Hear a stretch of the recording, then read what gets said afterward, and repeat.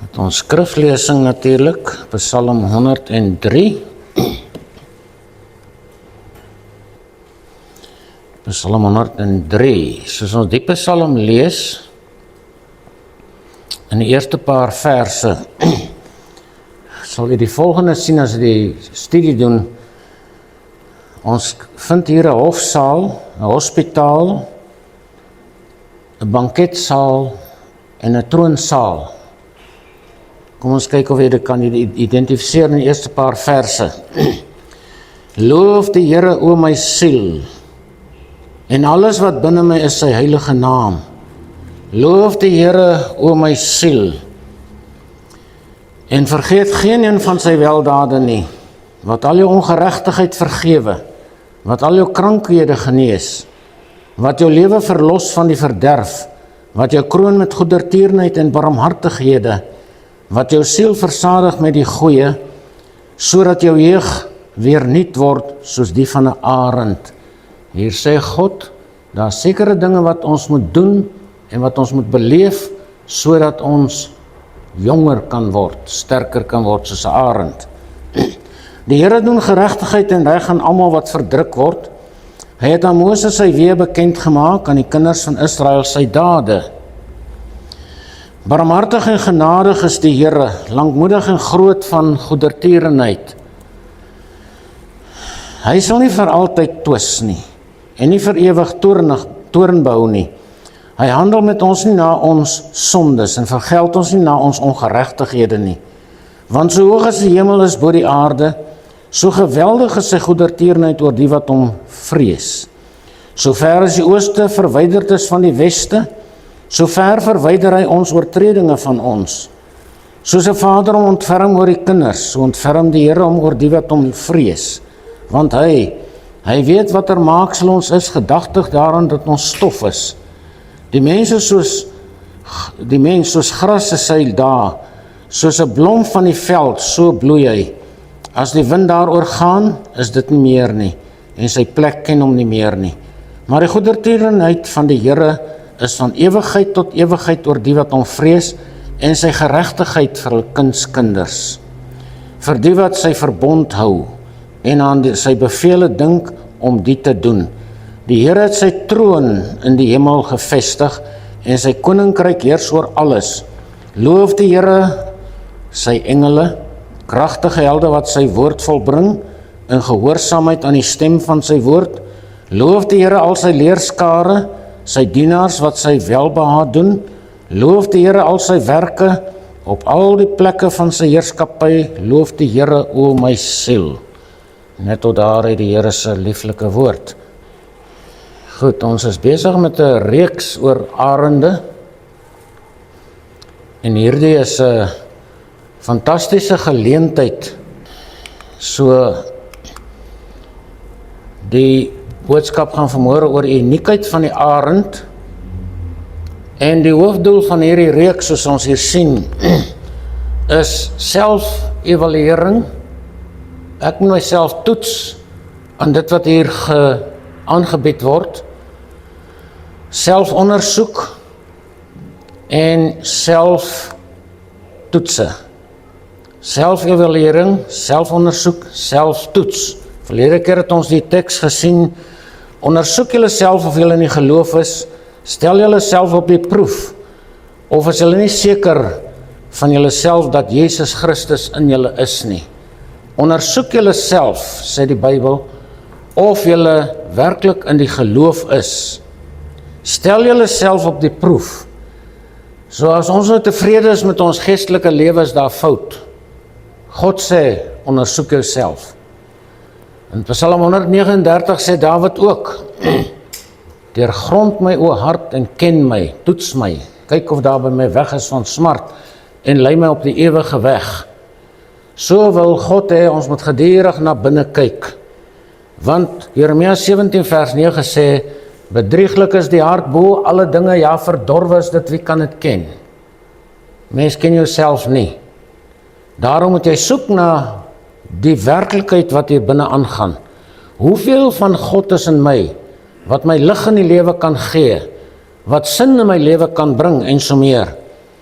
Nou, Arende is die uitdrukking van die geestelike lewe van 'n kind van God, volgens die evangelie van Johannes. Johannes is die evangelie vir die arende, vir kinders van God wat diep met God wandel. Ander mense mag dit ook lees en daardeur tot bekering kom, want Johannes 3 vers 3 sê duidelik dat waar Jesus sê, as iemand nie weergebore word nie, kan hy die koninkryk van God nie ingaan nie, hy kan dit nie sien nie. So dit is ook bedoel vir die mens daar buite, maar die mens wat in dieper dimensies in die Bybel ingaan, soos ek nou nog gesê het, want dit is 'n lewende woord. Vir hulle is daar verborgenhede in hierdie boek, groot verborgenhede. Veral as jy lees van Johannes 13 af tot 17, dan sien jy die grootste leerstelling in omtrent die hele Bybel is daarin vervat. Johannes 13 tot 17. Maar dit gaan oor die arend. En daar is baie min, kan ek sê, ongeredde mense wat Johannes 13 tot 17 verstaan, baie min van hulle. Daar is dieptes in wat onpeilbaar is vir die gewone mens. Maar in die Bybel is daar 'n klompie verwysings na die arend wat ons aandag wil vestig op hierdie verskriklike wonderlike koning van die lig wat vir ons 'n voorbeeld is van die dieper lewe van 'n kind van God. 'n Paar verwysings na die arende. In die eerste plek, arende is oral. Hulle is oral in hierdie wêreld. Elke land het arende. Deuteronomium 32 sê, soos 'n arend sy nes opwek, oor sy kleintjies sweef, sy vlerke uitsprei, hulle opneem, hulle dra op sy vleuels. Nou hierdie is 'n geestelike les wat ons van die arend moet leer. Dat daar kom 'n dag dat jou nesie moet omkrap. Die arend skrop sy nes om as sy kleintjies nou sterk vlerke het en hy gooi hulle van die kranse af en daar word hulle getoets of hulle kan vlieg. Die arend is wel baie teenwoordig, want hierdie ouetjies is dalk nog nie heeltemal sterk nie. Wat doen die arend dan? Hy gaan en hy duik onder hulle in en hy laat hulle op sy rug land, bring hulle terug. Vir 'n tweede keer skop hulle uit die nes uit. So maak ouers met hulle kinders, en so moet hulle met hulle maak. Nou ja, dis 'n fantastiese les hierdie, soos 'n arend sy nes opwek, oor sy kleintjies sweef, sy vlerke uitsprei, hulle weer opneem en dra op sy vleuels terug nes toe, gaan weer tot jy kan vlieg. Psalm 103 sê vir ons, hy wat jou siel versadig met die goeie, sodat jou jeug weer nuut word soos die van 'n arend. Die woord sodat is so belangrik dat ek dit in my Bybel elke keer merk as ek daai woord sien, want daar's iets wat daarop volg wat vir ons uiters belangrik is. Al hierdie dinge wat in vers 1 tot 5 geskrywe is geskrywe daarin sodat ons kan let daarop, ek het vir julle gesê wat 'n sale daar is, die hospitaal en goeders, sodat ons jeug weer nuut kan word soos die van 'n arend. Daar is baie mense wat moeg is en mat is en sat is en hulle wil nie meer aangaan nie, hulle kan nie want die lewe is te sterk op hulle. Dan sê die Bybel, daar's 'n resep vir jou, dat jou innerlike mens, die arend in jou, weer nuut kan word en jeug kan in jou terugkeer, in jou binneste. Jou vleisies gaan nie lekker baat van daarby nie. Exodus sê, julle het self gesien wat ek aan die Egiptenaars gedoen het, en dat ek julle op arendsvlerke gedra en julle na my toe gebring het. Dis asof God wil sê, die arend is die koning van die lig, ek is die koning van die konings. Ek bring julle op my vleuels, het hy hulle uit Egipte uitgebring. Dit het lank gevat, want hulle was ongehoorsaam en onwillig en allerhande goed. Hierdie volk was 'n hardnekkige volk. Daar in Deuteronomium praat hy aanhoudend van hoe weerstrewig is hierdie volk. Maar nogtans het God sy arendsvlerke uitgesprei en hulle uit Egipteland uitgebring na 430 jaar se slawerny. God sê, die arend is daar om jou te verlos. Die arendsvlerke is daar om jou te verlos. As jy verlossing nodig het, gaan na hom toe. En hy sal jou uit jou situasie en uit jou moeilikheid uitvat soos 'n arend en jou na jou nuwe bestemming te bring. Spreuke 30 sê, 3 is dit wat vir my te wonderbaar is, ja 4 wat ek nie begryp nie, die weg van die arend in die lug, die weg van 'n slang oor 'n rots, die weg van 'n skip in die hart van die see en die weg van 'n man by sy maagd. Hier sê hy vir ons, hy kan nie die weg van die arend werklik mooi verstaan nie, want dit is te groot. Ons op die aarde kan nie verstaan wat beleef hy daarbo alles nie. Maar die evangelie van Johannes bring ons ook daar, waar die arend is, en hy gee vir ons perspektief, en hy gee vir ons al die kragte en al die voorregte wat 'n arend het, om te kan geniet geestelik. So jy moet bybly. Goed, Openbaring praat van die arende. Openbaring 4 sê, voor die troon was daar 'n see van glas soos kristal, en in die middel van die troon en rondom die troon 4 lewende wesens vol van oë, van voor en van agter. En die eerste lewende wese was soos 'n leeu, die tweede lewende wese was soos 'n kalf, en die derde lewende wese het die gesig gehad soos 'n mens. En die vierde lewende wese was soos 'n arend wat vlieg. Nou, in Jesegiel praat hy daarvan, die 4 evangelies verwys daarna, maar hy kompartmenteer hulle hierso. Hy sit hulle nie by mekaar in een persoon soos die gerubs nie. Hy kompartmenteer hulle sodat ons kan onderskei wat elkeen se taak is. Die vierde lewende wese was soos 'n arend wat vlieg rondom die troon van God. En nou sal ons sien in die middel van die verdrukking is daar weer 'n arend in die lug wat vlieg. En hy bring 'n evangelie, Openbaring 12. En toe die draak sien dat hy neergewerp is op die aarde, dat hy die vrou vervolg wat die seentjie gebaar het, maar die 2 vlerke van 'n groot arend is aan die vrou gegee, sodat sy na die woestyn na haar plek kon vlieg, waar sy die gesig van die slang onderhou word 'n tyd en 'n halwe tyd. Dit is duidelik dat die arend is daar om sekere take te verrig, en een daarvan, soos by God met die volk Israel, en soos hier met die volk Israel weer eens in die groot verdrukking, om die arend in te roep en te sê, verlos, vat my volk weg van die probleme af. So, Openbaring 12 is 'n aparte hoofstuk in die boek Openbaring.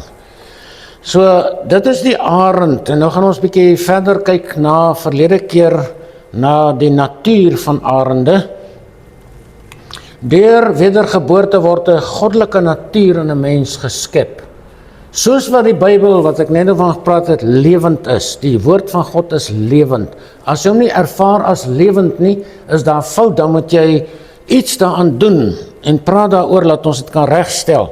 Die woord van God moet lewe in jou bring, die oomblik as jy hom oopmaak.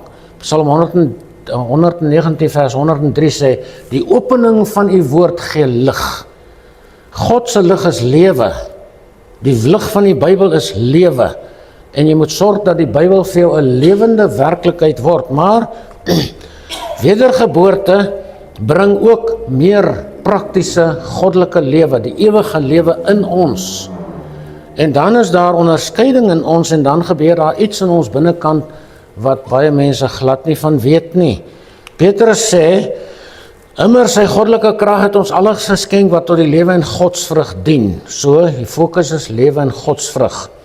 Deur die kennis van hom wat ons geroep het deur sy heerlikheid en deeg, waardeur hy ons die grootste en kosbare beloftes geskenk het, sodat julle daardeur deelgenote kan word van die goddelike natuur, nadat julle die verdorwenheid ontvlug het wat deur die begeerlikheid in die wêreld is. God sê daar's 'n skeiding wat kom. Jy kom op 'n punt as kind van God, dat jy die wêreldse dinge agterlaat. Die dinge wat deur begeerlikheid in ons lewens inkom, en ons hele lewe verderf. Dan sê hy, dan kom daar 'n oomblik, dat ons deelgenote van die goddelike natuur moet word, as kind van die Here. Dit moet 'n lewende werklikheid wees in jou. Hoe werk dit? Dit werk deur die woord van God en deur die Heilige Gees, deur drome, deur perspektief, deur sin van die lewe, en daar's 'n lang lys, ons kan maar heeldag daaroor praat, maar daar moet 'n lewe kom, daar moet 'n perspektief kom, daar moet 'n goddelike natuur in my manifesteer, en dit moet daar bly, anders gaan die natuur van die ou mens terugkeer. So ons moet kyk na onsself. Ons moet die goddelike natuur van 'n arend, moet ons sorg dat dit in ons posvat en in ons bly. So, as jy nie waarlik weergebore is, en sal jy dit nie ervaar nie. Maar baie kinders van God versmaai dit ook deur onkunde. Onkunde is die grootste probleem in al die kinders van God se lewe. Hosea 4 vers 6 sê, my volk gaan te gronde weens gebrek aan kennis. God wil ons met kennis. En die fokus van kennis in die Bybel is op persoon Jesus Christus. Die Bybel gee vir ons kennis, die skepping gee kennis van Jesus, die Heilige Gees gee dit, ons verstand gee dit, ons gewete gee vir ons kennis van Jesus. Maar die Bybel sê, my volk gaan te gronde weens 'n gebrek aan kennis. En is verskriklik wat hy verder sê. Omdat jy die kennis gehaat het, sal ek jou ook haat. Mense, kennis is ontsettend noodsaaklik. Dis hoekom hierdie goeders vir u geleer word. Jy sal tevrede wees op 'n breë pad van die verderf as jy onkundig is aan die goddelike natuur, of as dit aan jou ontbreek. So die natuur van arende is in ons, geestelike arende. En die evangelie van Johannes maak dit vir ons oop, want daar bring Jesus ons tot binne in die heiligdom van God. En hy bring ons tot binne in die dieptes van die woord van God, as jy hom reg benader, reg bestudeer. Die evangelie van Johannes het 'n klomp vlakke. Mag die Here gee dat ons 'n bietjie daaroor kan praat. Veral Johannes 14, daar's verskriklike klomp vlakke wat 'n mens moet opgaan na die heiligheid van God. Maar goed, God se arende. Die eerste ding is, hulle is nie van hierdie wêreld nie. Hulle is nie van hierdie wêreld nie. Ons sê baie van kinders van die Here, ons is in die wêreld, maar ons is nie van die wêreld nie. Jesus het dit self gesê, in Johannes 17, hulle is nie van die wêreld nie, net soos ek nie van die wêreld is nie. So wat maak jy in die wêreld? Het jy die wêreld jou absolute fokus gemaak, jou absolute plesier en al die dinge, of is daar, terwyl jy in die wêreld is, 'n fokus na waar ek eintlik behoort te wees? Filippense 3 sê, ons burgerskap is in die hemele, van waar ons ook as verlosser verwag die Here Jesus Christus, wat ons vernederde liggaam van gedaante sal verander om gelykvormig te word aan sy verheerlikte liggaam. Jy het 2 burgerskappe. Die een is 'n Suid-Afrikaanse burger, die tweede is 'n hemelse burger. As jy gered is, as jy waarlik God se kind is, anders is jy net 'n aardse burger, en dan is daar groot moeilikheid vorentoe. Petrus sê, geliefdes, ek vermaan julle as bywoners en vreemdelinge, dis wat ons hier is, bywoners, vreemdelinge. Was jy al 'n bywoner? Weet jy hoe sleg word mense behandel? Bywoners op 'n plaas of op 'n erf. Jy is maar net 'n bywoner.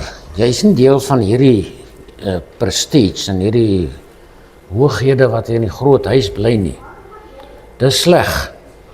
Maar hy sê ons is bywoners en daarom word ons sleg behandel op die aarde. Daarom word ons sleg behandel al die tyd. En hy vermaan ons om ons te onthou van vleeslike begeertes wat stryd voer teen die siel. Die aarde en die wêreld bied vir ons goed aan wat ons kan aanvaar en ons kan dit geniet, maar op die einde veroorsaak dit 'n innerlike stryd in die mens. Jou siel ly skade daardeur. Daarom sê Petrus, ek vermaan julle as bywoners om julle te onthou van vleeslike begeertes wat stryd voer teen die siel. Ons moet 'n barometer opstel van ons eie geestelike lewe. En dan moet ons gaan kyk, hoeveel vleeslike begeertes is in my lewe? Waar lê die lesing? Dit sal interessant wees om jouself te sien. Hoeveel vleeslike begeertes vervul ek in my lewe, wat stryd voer teen my innerlike mens, teen my siel? Goed, arende is anders as ander voëls. Arende is nie ander voeltjies nie. Net soos 'n leeu, hy is die koning van die diereryk. Hy is totaal anders as ander diere. Daar's niks wat naby 'n leeu se prestige en sy voorkoms en alles kom nie. Sy gesag. Net soos 'n arend ook, hy's anders as ander voëls. In die kerk is daar mense wat soos verskillende voëls is. dis jammer. Daar is 'n boek, ek het een keer oor gepreek, Cat and Dog Theology. Hy is daar as jy hom wil lees. In die kerk is daar 2 groepe mense. Die een groep is soos katte. Jy moet net gedien word. Hulle moet vir jou die deur oopmaak as jy loop. En as jy skreeu, moet almal hardloop. 'n Hond is teenoorgesteld, nederig. Hy sal wag dat jy voor hom by die deur uitloop. Hy sal jou beskerm. 'n Kat moet jy beskerm. Vergeet dit daar. Maar daar's mense in die kerk wat soos verskillende voeltjies is. Hulle is so besig met hulle self, dat hulle nie by hierdie prinsip en by hierdie beeld wat God van ons wil maak, die goddelike natuur, uitkom nie. Daar's kanaries. Kanaries is mooi. Hulle sit in 'n hok en sing. Hulle het 'n patetiese leefruimte. En hulle kyk net rondom hulle. Dis al wat hy doen. Het jy al kanarie gekyk? Al wat hy doen is, hy kyk net heel erg rond. Sy koppie gaan heen en weer. Want hy het niks anders om te doen nie. Hy moet net sy koppie draai en kyk. Hy sit in 'n hok. Hy sing wel. Want dis sy natuur. Maar hy sit in 'n hok. Almal van hulle moet in hokke wees, anders vang die katte en goed hulle. Baie mooi, maar dis sy lewe. Hy sit in 'n hokkie. Daar's kinders van God wat in gevangenskap in 'n kerk sit, in die Christelike domein. Sit in gevangenskap. Ek is so gebind deur magte, baie selfs gebind deur die duiwel, deur sonde en allerlei dinge, dat hulle soos 'n kanarietjie in 'n hokkie sit, 'n patetiese leefruimte, want ek is vas. Ek is toe in 'n hok en ek het geen plesier in die lewe nie. Ek gee vir ander 'n bietjie plesier, maar ek self het geen plesier nie. Daar is ook kraaie. Kraaie raas. Kraaie is lelike goed. Ek hou nie van hulle nie. Hulle is tevrede met 'n geraas. Hulle kyk net altyd waar kan hulle ding gryp hier op die aarde om na sy nes toe te draai. Hulle het al baie goed ringe en goed in kraaie se neste gekry. So dit is wat hy doen. Hy is tevrede met aas en tevrede met 'n geraas en verder het hy geen werklike doel nie. Hy maak net ander kwaad. Ek het al gesien hoe kraaie arende uittart. Hy vlieg rondom hom al die tyd en hy pik na hom en hy probeer hom intimideer totdat die arend bietjie opstyg en kan die kraai nie verder kom nie. So is daar kinders van die Here ook, tevrede met aas en geraas. Wat stel jou siel tevrede? Wat stel jou gees tevrede? Is dit die wêreldse dinge? Is dit 'n verkeerde mentaliteit? Of wat ook al? Ons sal self na ons moet self kyk. Daarom sê hierdie reeks dienste gaan ons self ondersoek. Dan is daar poue. Hulle is heeldag besig met hulle self. Hulle kyk net of ander na hulle kyk. Arende, hoor nie wie kyk na hom nie. Daar in 'n sekere gemeente in Pretoria was 'n ouderling en hy het ietsie vir die kerk gedoen. Ek kan nie onthou, dit was iets kleins gewees. En hy gaan toe huis toe en Sondag kom en toe hy by die huis kom, toe bel hy die predikant en hy sê, jy het my nie eers gesê, dankie vir wat ek gedoen het daar in die kerk nie. Nou wil hy van die preekstoel af moet hy gedank word vir wat hy doen in die kerk. Hy was so ontevrede. Ek kan nie onthou of hy sy ouderlingskap bedank het nie. Besig met homself. Hy wil net 'n vertoon gee. Ek is die ou wat nou daai bank reggemaak het en so meer. Arende is nie so nie. Hulle is nie op daai vlak nie. So poue hoort nie in die kerk nie. Pronk buitekant as jy wil, maar dit gaan jy ook nie ver bring nie. Dan is daar hoenders. Hoenders is net daar vir voedsel vir ander. Hulle word net geëet, hulle word gebruik. Jy gebruik die eiers, jy gebruik die vleis, jy gebruik die vere en so meer. Arende word nie geëet nie. Niemand sal 'n arend skiet en hom eet nie, want jy gaan hom in elk geval nie kan skiet nie. So dit is hoe dit is. Binne in die kerk is daar sekere groepe van mense wat met sekere dinge besig is in hulle lewe wat nie sin maak nie en wat nie in 'n Christelike lewe behoort nie. En dit verduister die goddelike natuur wat in ons wil ontstaan. So arende is die enigste voël met 'n visie, autoriteit en 'n verhewe posisie. Dis die dinge waarna toe ons moet strewe, waarna toe ons moet werk. En ons het soveel hulpmiddels van God, soos die lewende woord. Dit is vir my so fantasties om deesdae die Bybel in diepte te bestudeer en te sien hoe kragtig die lewe is wat daarin is. Maar goed, arende leef en hulle in hulle verhewe dimensie. Hulle is in 'n ander dimensie as die ander voëls, soos ons nou gesê het. Arende is die konings van die lug.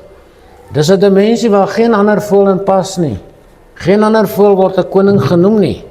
Hy kan nie, want daar is net een koning. In die diereryk is daar net een koning. In die hele alles is daar net een koning. Sy naam is Jesus. Hy is die groot arend, hy is die groot leeu.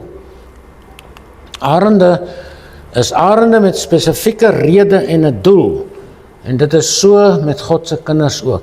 Jy is God se kind met 'n spesifieke rede, met 'n spesifieke doel. God het jou uitgeken voor die grondlegging van hierdie wêreld, sê Efesiërs 1. Van voor die grondlegging van die wêreld het God jou en my gesien. En hy het vir ons die aarde voorberei en vir ons 'n roeping gegee wat ons moet vervul op hierdie aarde. En as ons dit nie doen nie, gaan hierdie aardse lewe maar baie saai wees. Baie lekker met tydelike dingetjies soos nagereg en biltong en sulke dinge. Maar die ware lewe gaan by jou verbygaan. Arende het 'n spesifieke doel. Die evangelie van Johannes lei ons na 'n spesifieke doel. Baie doele. In Johannes 14 en 15 en 16 beskryf dit in detail. So, wat sê Petrus daarvan? Julle is 'n uitverkore geslag, 'n koninklike priesterdom, 'n heilige volk, 'n volk as eiendom verkry. Hoekom? Om te verkondig die deugde van hom wat julle uit die duisternis geroep het tot sy wonderbare lig. God sê, hy het ons uitverkies, hy het van ons konings gemaak soos arende en leeu's. Hy het van ons 'n priesterdom gemaak, hy het van ons 'n heilige volk gemaak, hy het van ons sy eiendom gekry met 'n rede. En die hoofrede staan hier, om te verkondig die deugde van hom wat ons uitgeroep het na die lig.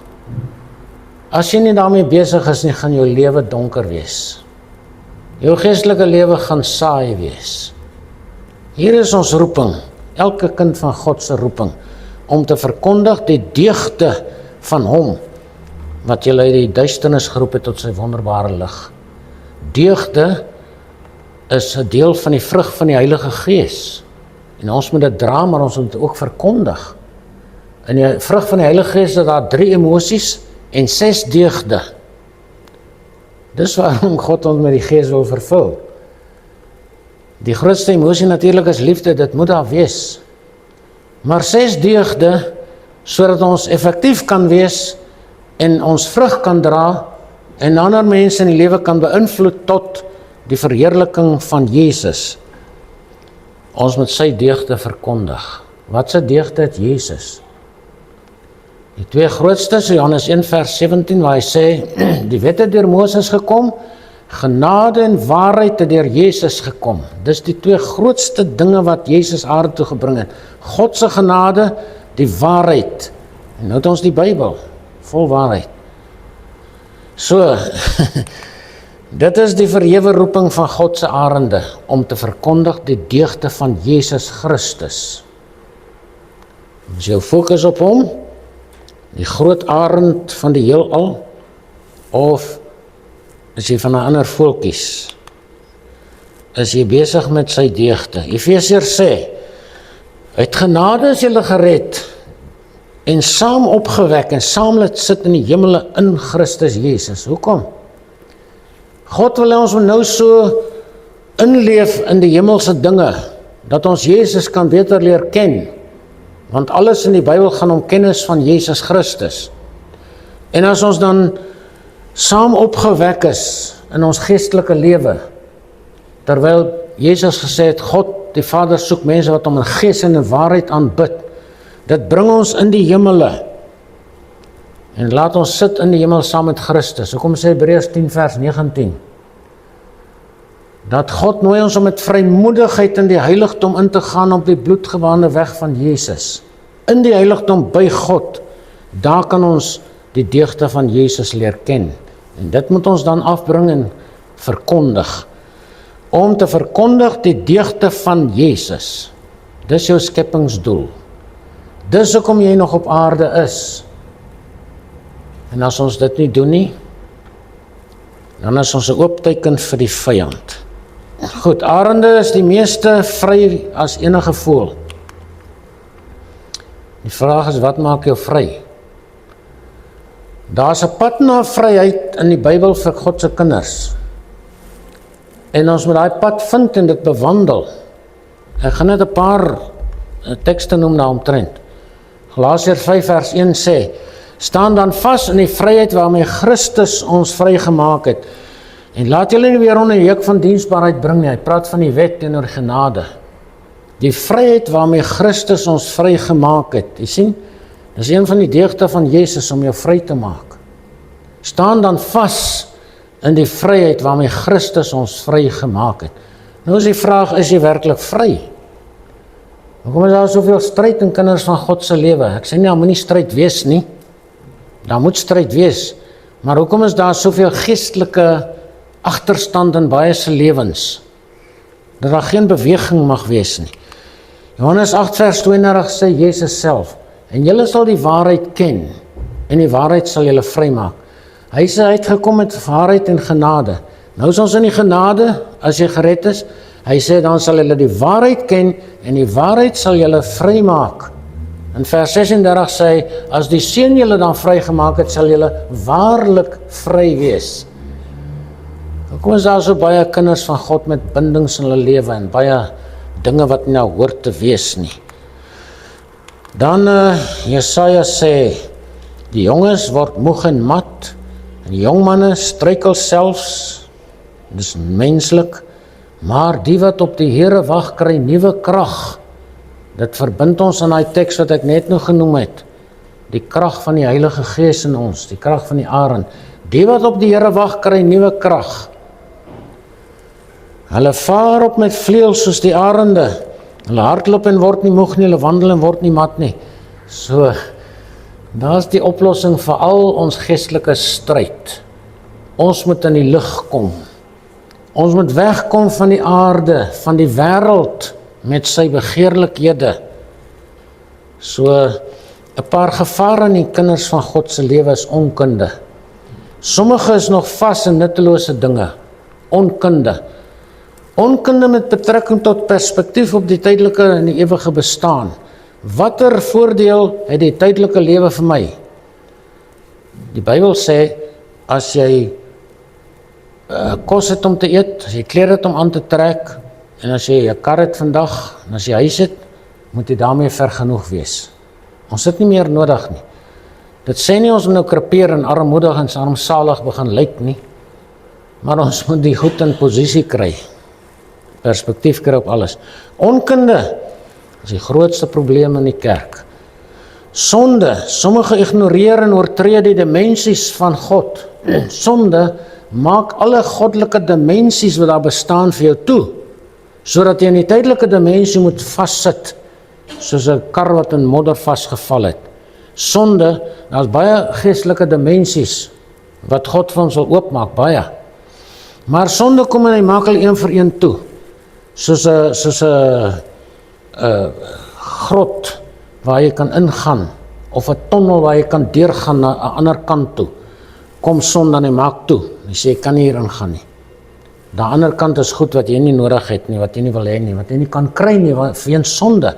So sonde maak die dimensies van God vir kinders van God toe. Gaan bestudeer dit self by die huis. Storms, hulle mag nie bly sit as daar 'n storm kom nie. Hy gebruik die wind om bo die storms uit te styg. Ons ook, praat van ons moet die storms in die lewe gebruik. Ons moet nie daarvoor vlug nie. Gebruik dit Dis een van die grootste aantrekkingskragte van God in 'n kind van God se lewe, stryd en storms. Maar die meeste deins weg daarvan. Wat sê Jakobus? Jakobus 1 vers 3, vers 2. Ag dit louter vreugde my broeders wanneer julle allerhande versoekinge val, omdat julle weet dat die beproefdheid van julle geloof lydsaamheid bewerk, met ander woorde kalmte, lankmoedigheid, oorwinning. Ag dit louter vreugde as daar moeilikheid kom. Klink of Jakobus nie weet wat hy sê nie, maar hy weet beslis. Verbode assosiasies. Sommiges wil saam met hoender skrop en saam met 'n ander kanaries en goed lewe. Ons moet ons losmaak van die wêreldse assosierings. Daar's baie mense wat moet saam met ongeredde mense werk. Daar's kinders van God wat in selle in die tronk moet sit saam met ander besete mense soms. Maar jy kan in daai situasie kan jy 'n wenner wees. Jy kan 'n wenner wees in die moeilikste situasie op die aarde, soos Job. Job het deur baie dinge gaan en nie een keer het hy geval nie. Nie een keer het hy God gevloek soos hy vrou gevra het. Vloek God en sterwe man. Dan is al hierdie dinge verby. En Johannes sê vir ons, moenie die wêreld lief hê of die ding wat in die wêreld is nie. As iemand die wêreld lief het, dan is die liefde van die Vader nie in hom nie. Want alles wat in die wêreld is, die begeerlikheid van die vlees, die begeerlikheid van die oë en die grootsheid van die lewe is nie uit die Vader nie, maar is uit die wêreld. En die wêreld gaan verby. Net 60 of 70 of 80 jaar is dit verby. Maar hy wat die wil van God doen, bly vir ewig. Wat is die wil van God? Dit wat ons hele môre hieroor praat. Dis die wil van God. Net 'n paar aanhalings. Die arend se vryheid is in die dimensies van die lig, nie in die gevangenis van godsdienstoefeninge nie. Baie mense meen as ek 'n getroue kerkganger is of ek die Bybel getrou lees, nou is ek reg. Dis nie 'n dimensie waarin jy kan uitstyg nie. Jy kan wel hier gedien word met die waarheid. Jy kan wel die Bybel geniet en hy kan jou lewe radikaal verander, maar dan moet jy dit reg doen en reg benader. Die arend se oë wyk nooit af van sy skepingsdoel nie. En dit is wat ek nou vir gesê het. Ons moet die deugde van Jesus verkondig. Dis ons skepingsdoel. Dis hoekom God jou op die aarde geplaas het. En hoekom jy op 'n stadium tot bekering gekom het. Want jy moet die skepingsdoel van jou lewe hier vervul. Hier is 'n aanhaling wat sê, when eagles are silent, the parrots began to japper. Dis Churchill het gesê. When eagles are silent, the parrots began to japper. Dan begin die papegaaie praat. En dan begin jy allerlei goed hoor. Baie lelike goed partymal. Dis in die storms van die lewe waar 'n arend se roeping gebore word. Sy roeping word nie gebore in die nesie nie. Daar word hy geleer om te eet. En daar word hy beskerm. En daar word hy geleer om sy vlerke te beweeg en bietjie op te staan en so meer. Maar die oomblik wanneer hy afgegooi word en sy ma hom uitskop en hy die lug vat en die lug hom vat, dan vervul hy sy roeping. Dan word daar gesê, daar is die koning van die lug. Daar op die rots is hy nie 'n koning nie. Net soos 'n babietjie nie 'n koning is of 'n volwasse mens is nie. Hy is 'n koning as hy in die lug is en as hy lug hom vat. Jy weet self 'n arend het nie baie moeite nie, hy maak net so, dan gaan hy vir baie kilometers met die strome van die lug op na bo. En dit is hoe 'n kind van God ook moet wees, om met die strome van die Heilige Gees se krag en die woord van God opstyg na bo, waarvandaan jy kan afkyk. Om te sweef soos 'n arend moet jy eers vertroue in jou vlerke ontwikkel.